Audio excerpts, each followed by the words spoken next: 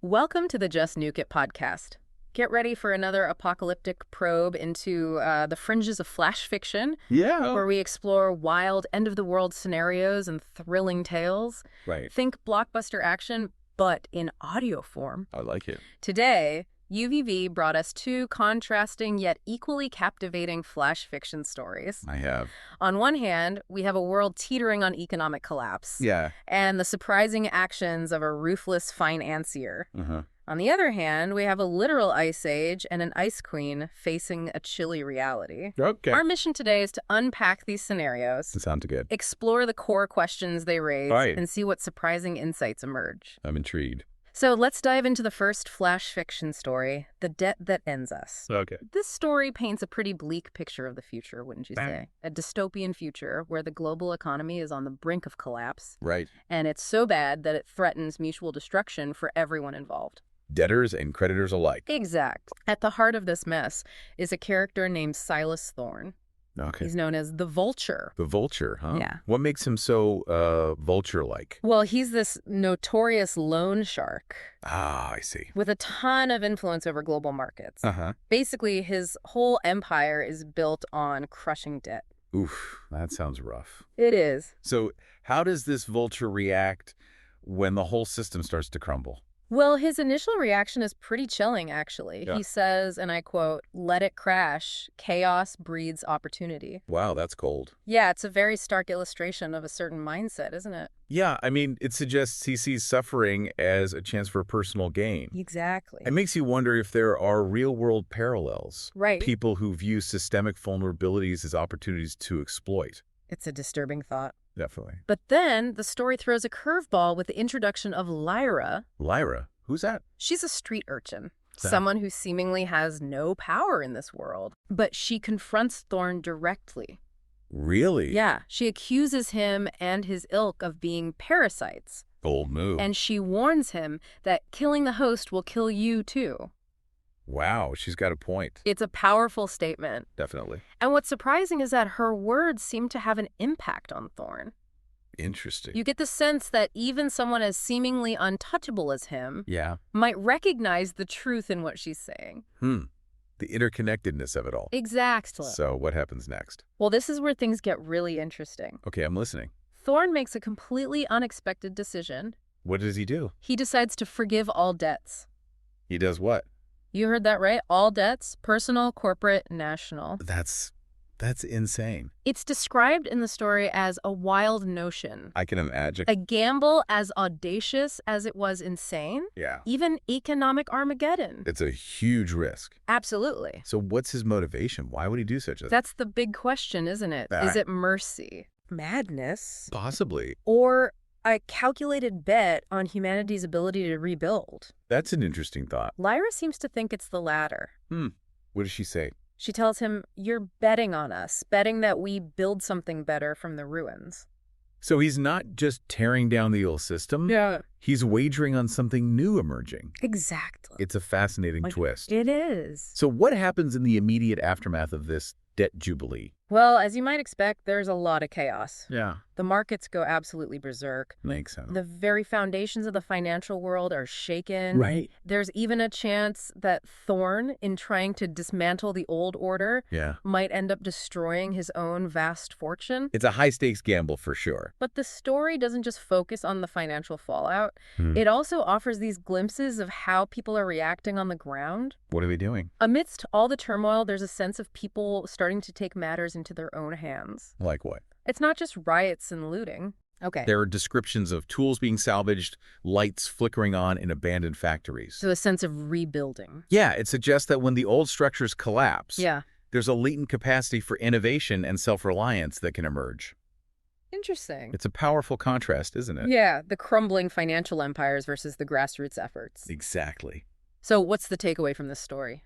Well, it really leaves you pondering the ultimate question. Which is? Thorne initiated this huge reset, this financial ruin. Right. But will humanity actually step up and seize the opportunity for renewal? It's a cliffhanger of sorts. It is a really thought-provoking one. And it leads nicely into the second flash fiction story, Queen of the Cold Snap.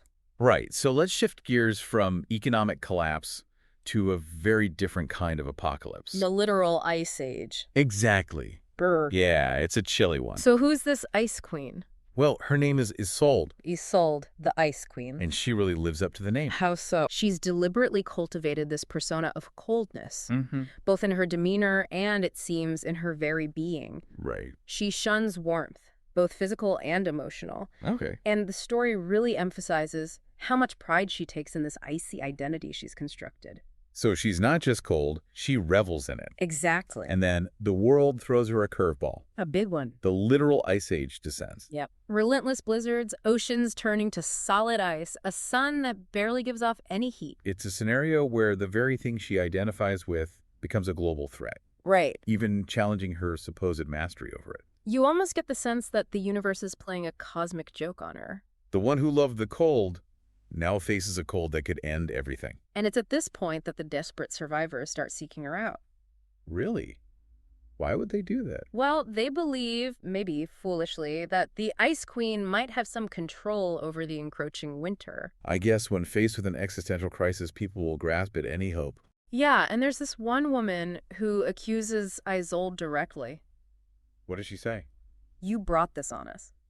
Wow, blaming her for the Ice Age. It speaks volumes about how people react in times of crisis, doesn't it? Yeah, that need to find someone to blame. But what's interesting is Isolde's internal reaction to this accusation. What happens? The story describes it as a flicker of unwelcome warmth within her.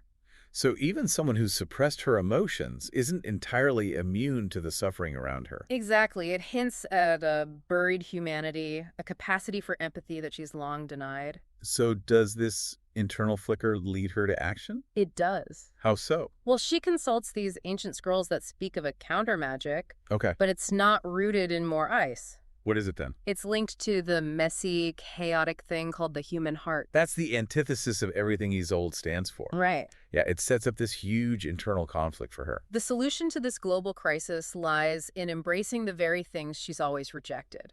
That's a tough pill to swallow. It is. And then there's the legend of Zira.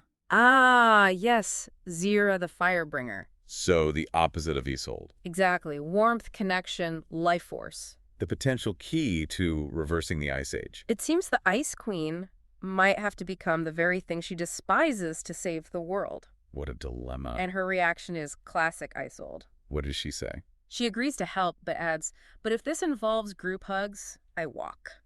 She's definitely got a sense of humor, even in the face of apocalypse. Yeah, it's a moment of levity, but it also underscores the huge personal challenge she faces. This apocalypse isn't just an external event.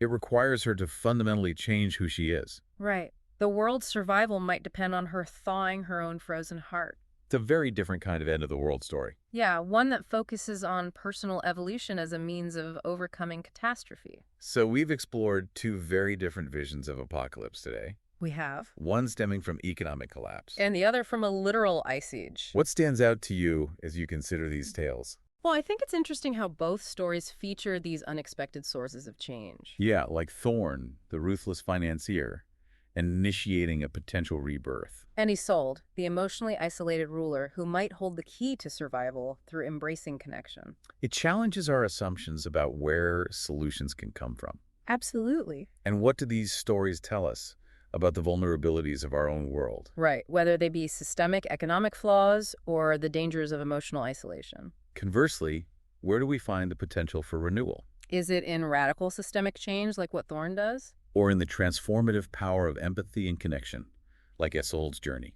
Both stories really make you think about what truly holds value when things fall apart. Yeah, Thorne's story suggests that even immense wealth is meaningless in a broken system.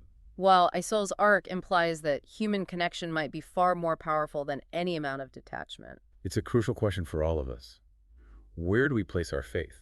In systems or in ourselves and our relationships?